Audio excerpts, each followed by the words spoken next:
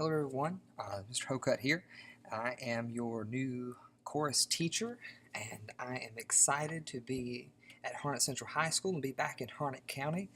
Many of you may know me or have been taught by me at the middle school.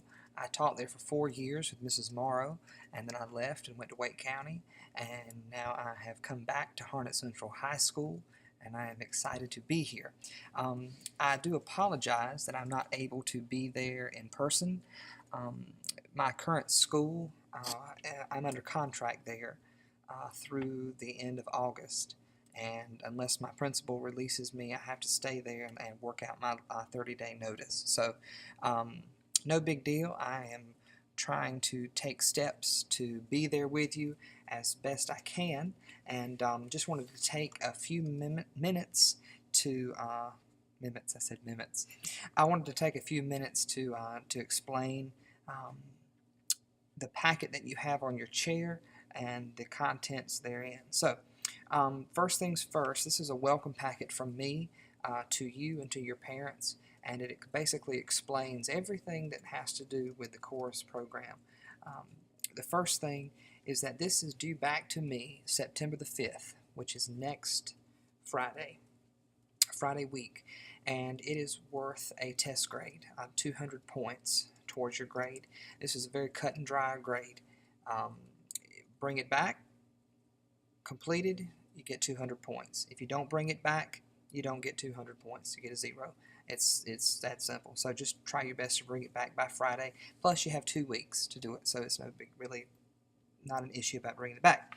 Now, pull out the contents of your packet, and we will go through a few things. The first thing in your packet is my syllabus. And a syllabus is a big fancy word that basically means the hows, tos, and whats, and whens, and how we're going to accomplish things in chorus. So I won't take time to read all of this to you, but there are a few things that the state says that I have to do.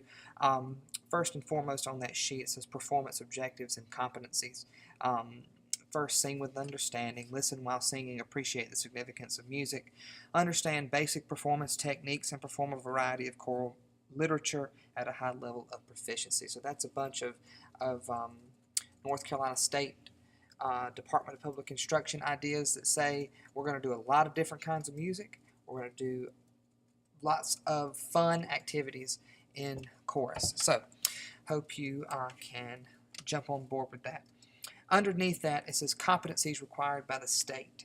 The state says that as a chorus teacher, I am supposed to teach you music literacy, music response, and contextual relevancy, and those are broken down for you there. The next section, classroom expectations. Those of you who have had me before, and some of you who have not had me, will not know this, but those of you who have know that I like to have fun, that part of my philosophy of education is that I can have fun while I teach you, and that you can learn while having fun.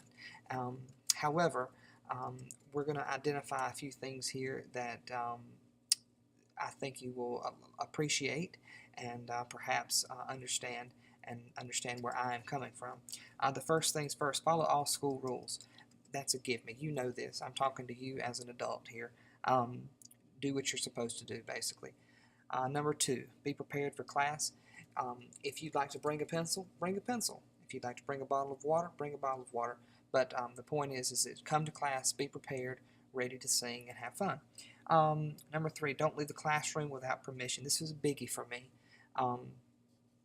If by chance there was something going on, let's say there was a person on campus that was not supposed to be here, perhaps there was a tornado drill or a fire drill or an actual tornado or an actual fire, and you were not with me during the 90-minute block of time that you're supposed to be with me, I would be the one that would be liable for you not being where you're supposed to be, and I would be in trouble.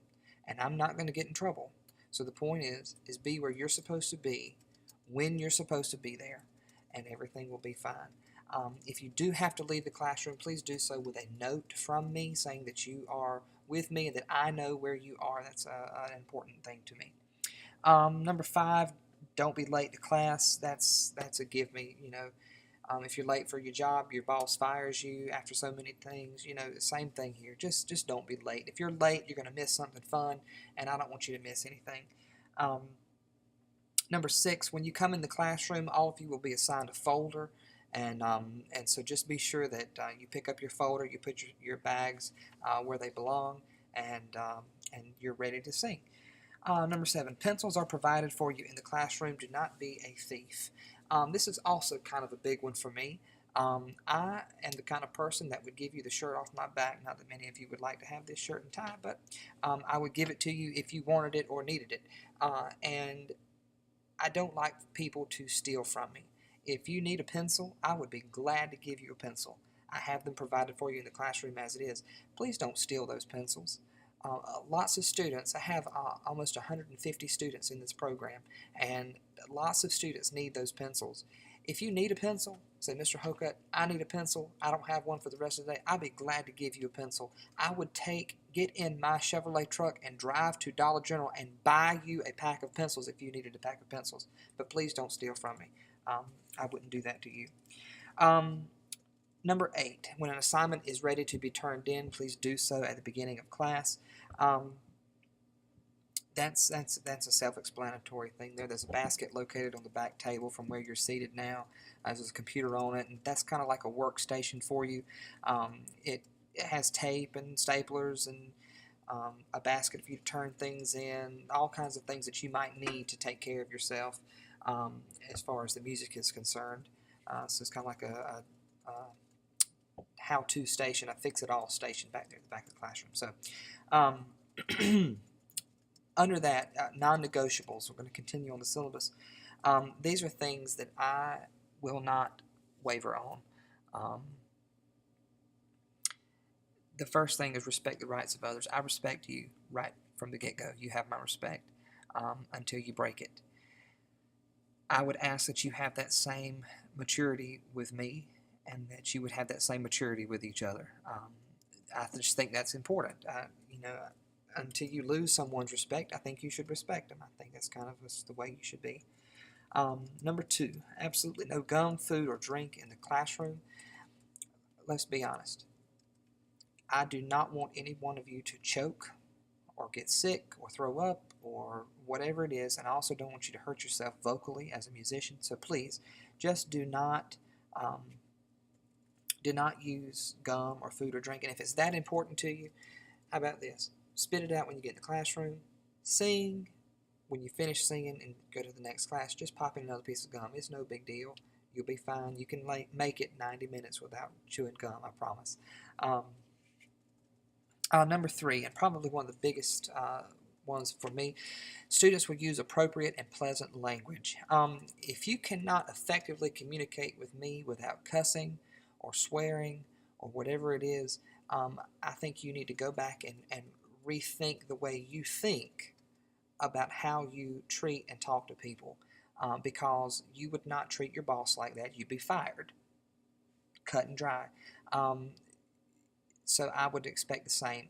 I am not going to cuss and swear and put you down, and I just ask that in return. I ask that with me, and I ask that with each other. I'm a stickler for that. If I hear you cuss, if I hear you say something that you shouldn't be saying, or saying something in a way that you shouldn't be saying it, I'm going to call you out on it. And that's just how I am. We're not here to put each other down or swear at them or cuss at them or whatever. We're here to sing and make beautiful music, and that's what we're going to do. Number 4, when you need to use the restroom, please see me. There should be enough time either between class or sometime during the day that you could use the restroom that would allow you to be in class without having to use the restroom during class. And so if you can at all possible do that, I would appreciate that. If you're not in the classroom, then you're going to miss something, and I don't want you to miss anything. So under that it says, see, the HCHS Chorus Handbook. We have a chorus handbook. I'll be glad to show you and walk you through everything that's listed in there. It's very explicit detail of the program, and I'll be glad to walk you through that if you would like. Consequences, I'm not going to worry about those. We're not going to need them, because I feel like that you're going to do what you need to do, and I'm going to do what I need to do, and we're going to have a great year. So grading, at the bottom of that sheet is a thing called making the grade that I learned when I was teaching middle school, and I've somewhat adapted it to how I like to grade. I grade on what I call total points. So basically at the end of the semester, let's just say for instance that you're supposed to have 4,000 points. And out of those 4,000 points you have earned, notice I did not say Mr. Hocutt has given, you have earned 3,000 points out of those 4,000 points. Well, we all know basic math, that's a 75%, so you have a D.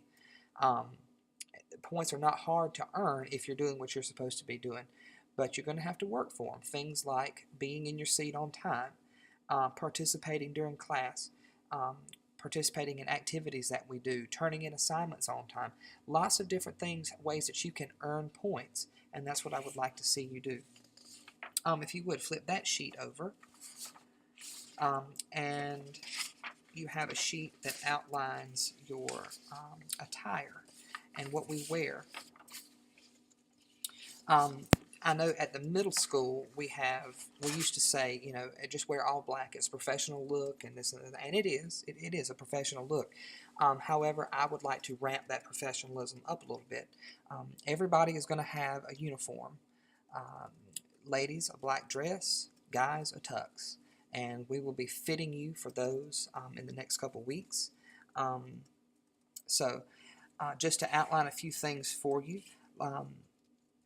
Ladies, 2 inches or less on your shoes. Black heels, black dress shoes.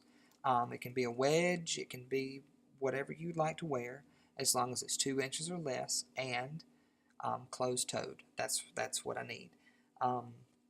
Guys, you're kind of self-explanatory. A tuxedo, black dress shoes, black socks, not white socks, black socks, bow tie, cummerbund, that kind of stuff. Many of you had asked during open house about supplies for the class, and there are no supplies that you need to participate in the class. However, if you would be so generous and help me with some Kleenex or some soap, some hand sanitizer, that's a biggie, especially as we go through the winter time and into the spring of the year. Some disinfectant wipes and paper towels, that would be great. Or if there's anything that you think that I would need as a teacher, first year teaching at Harnett Central High School, if you think of something, I'll be glad to accept anything that you would be willing to donate. Contact information, there's my direct line to the school, extension 216. You can reach me there. Leave me a message. My email address is also there, dhocutt@harnett.k12.nc.us, and I will. That email should be active as soon as I am teaching down at Harnett Central. So that's my syllabus. Now, in the next sheet in your packet should be a green sheet, and you can say thank you to my grandmother who packaged all of these for you. So she should have packaged them right. I hope she did. But the next sheet is a green sheet, which is a somewhat of a contract, if you will.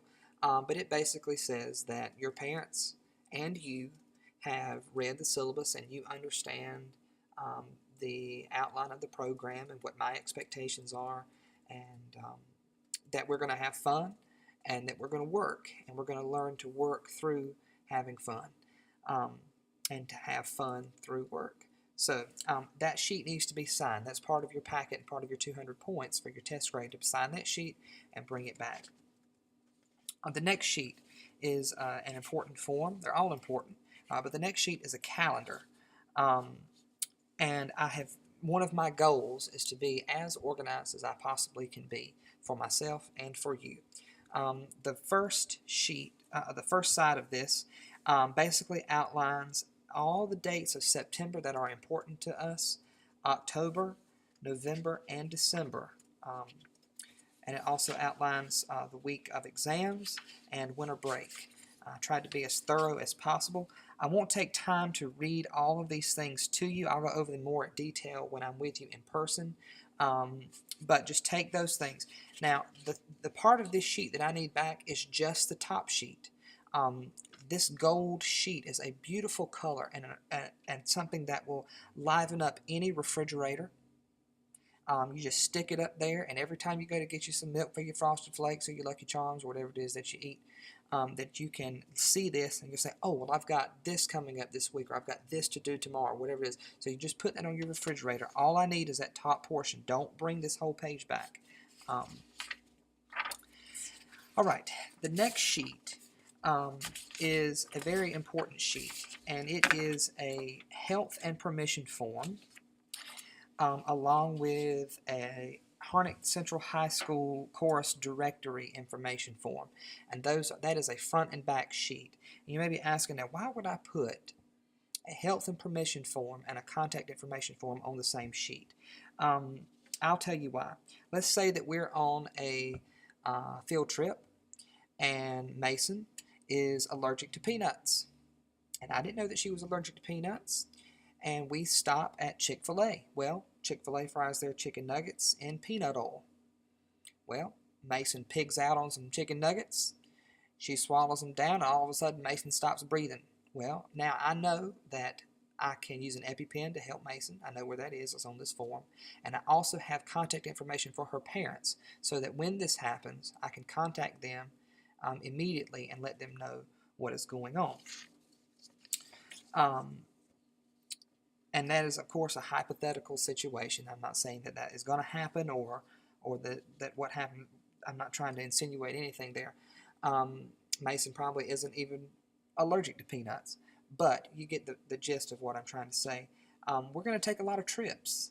I know some of you had questions about that before, and there's a lot of things that we're going to do, and so I need to ensure your well-being as my student and as your parent's child, to know that you're going to be taken care of, and that everything that you need is supported and taken care of as far as from a medical standpoint. In addition, I spoke about trips. In addition to trips around the county and state, we are going to Orlando in the spring. Miss McLean, your former choral teacher, a good friend of mine, had already had that planned out. And so we are going to do that. I'm looking forward to that. And so let's continue on. The last few forms in this packet are really for your parents. The chorus does not receive a lot of money from the county. And so the parents form a parent booster club, which their real sole purpose is helping the group earn and fundraise money, so that we can do things like trips, festival fees, a charter bus to places instead of an activity bus when we have to go to Meredith or Orlando or wherever it is that we go outside the county. When we feed 150 kids for choir camp or whatever it is, that's a big chunk of change. And so those are things that really help to benefit the group, and that's why we call it a fair share fee. I'm sorry. That's why the purpose of the Parent Booster Club is to help raise those funds, so that we can keep that money out of your pocket. I mentioned fair share fee. I'll talk about that in a little bit. So the first form is a Booster Club membership form. If your parents would like to be a member of that, they are welcome to do that. It's $10 to be a member. We are hopefully going to be able to offer a chorus scholarship in the spring to graduating seniors, and I'd like to offer as many scholarships as we possibly can. In order for you to receive a scholarship, your parents must be a member of the Booster Club, and that's just in the handbook for the chorus. The next form is a willingness to serve form, which kind of goes hand in hand with the Booster Club membership. If there's something that your parent specializes in, let's say that your parent is really, really good at doing bulletin boards, then they can offer to come to the school and help Mr. Hocutt, who has no sense of style or artsy stuff, that they can come and build Mr. Hocutt a new bulletin board. I'm just throwing something out.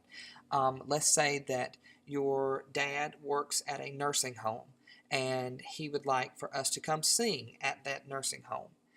Let's say that we could work that out. Or let's say that your mom is really, really good at organizing, and she would like to help us with that. We'd be glad to have any parents that we can have help us in any of those roles that are listed. On the bottom of that sheet are some lines listed that says, you know what, maybe I didn't list something that you have special gifts and talents in as an adult.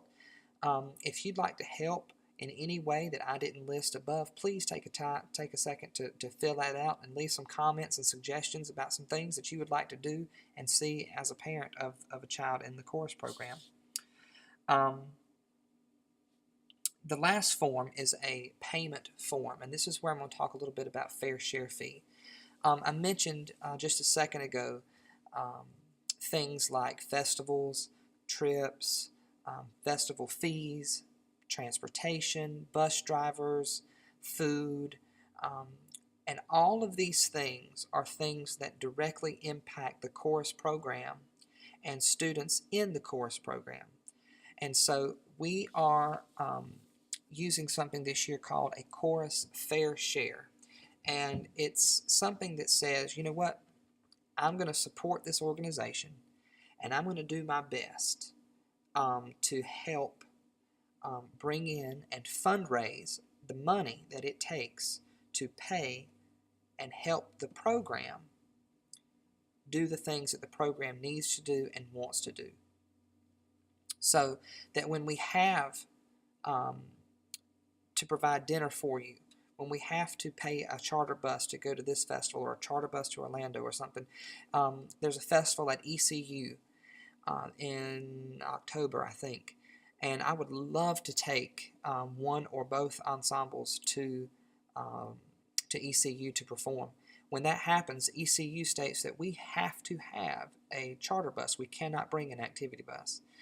To take 150 students, let's just say by chance that I wanted to take all 150 students to ECU.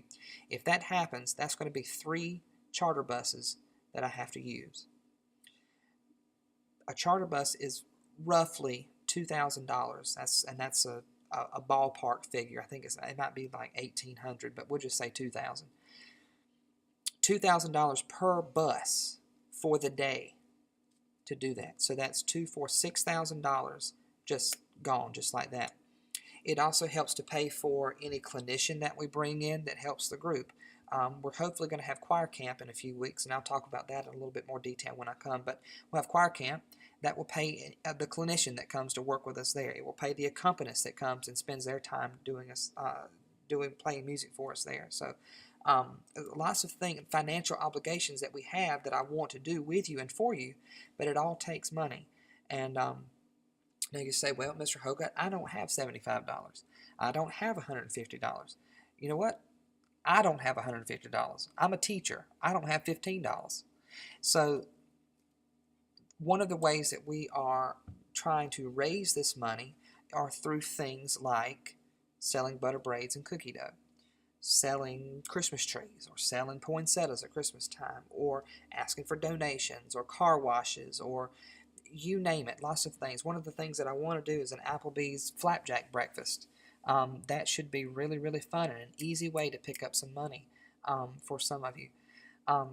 That fee, there's some confusion with that. That fee does not cover your tuxedo or your dress. That is an additional fee, and it does not include your trip. So let's just say that the trip is $400. I don't know how much it's going to be exactly, but let's just say that it's $400. A tux is $100, and the fair share fee to be in mixed chorus is $75, or vocal ensemble is $150. So let's just say that we've accrued a bill, if you will, of $600. And so we have to do what we can do to try to raise that money so that as many students can go on the trip as possible. You can pay that money outright. You say, here, Mr. Hocutt, $75. If you'd like to, that's great. If you don't have the money, that's fine too. Totally fine. So another way to try to recoup those funds is if you look at your calendar, I have built into the calendar payment days. For me, it would be a whole lot easier to drop a 20 every few weeks than it would be to drop $75 at one time. So what I've done, the first payment is September the 12th. If you're in mixed chorus, $20.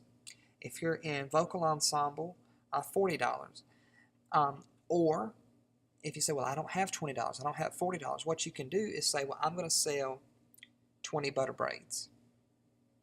Or I might sell 10 butter braids, and that's my goal to meet that payment. And so when we have a turn-in date for the butter braids, I know that you're trying to work that fair share fee off instead of just relying on mom and dad, grandma, granddaddy, aunt, uncle, cousin, Bob, whoever it is, to pay that money for you. So all of that being said, that the last form in this packet is a payment slip. Every time that there is money that is to be turned in, I need you to take this form and fill it out and turn it in with the money that you're turning in. We have to keep a paper trail of the money so that we know who has paid what, where that money is going, and what that money is for. So I've got to have that turned in. I'll take a second to talk about our website. The website is hchschorus.wikispaces, WIKISPACES.com. And you can go there, and I'm in the process, if they're not already up, they will be, of downloading the forms there so that you can go home, print them, bring it in with your money. You can see the handbook. If you have a question, the handbook will be put up there. The calendar will be there. Willingness to serve forms, contact information sheets, health permission forms. All of that stuff will be there if you need it at any point in time. So you can go there. Additionally, there are listening links that will be posted to the songs that we're singing. Important events are coming up there that we can put up there as well. And you need to go to that website as much as you can so that you can be up to date with the different events that are coming through the chorus program. I will update that website as much as I possibly can to keep you and your parents and anybody else informed about the going-ons of the chorus program at Harnett Central. So, all of that being said, now that you are probably bored to tears and many of you are probably asleep, let me say again that I am so happy to be back at Harnett Central. I've taught many of you before, and I'm so looking forward to teaching many of you again. It is so heartwarming to see how many of you have grown up. Some of you have come up to me at open house, and I didn't even recognize you because you have matured so much, and that's a very exciting thing. It's also unreal to see how smart all of you are and have become over the 2 years that I did not see you and did not teach you. You are all very young, professional, intelligent, capable students, and it's truly my joy to be your teacher. I'm sure the bell will be ringing shortly, so when it does, I hope you all have a great day, and I will see you as soon as I can get to Harnett Central. If you have any questions, please do not hesitate to leave me a voicemail on my office phone, or you can send me an email. Any question at all. There is no question that's dumb, only dumb answers. So, again, I look forward to seeing you, and have a wonderful, wonderful day. Take care. Bye-bye.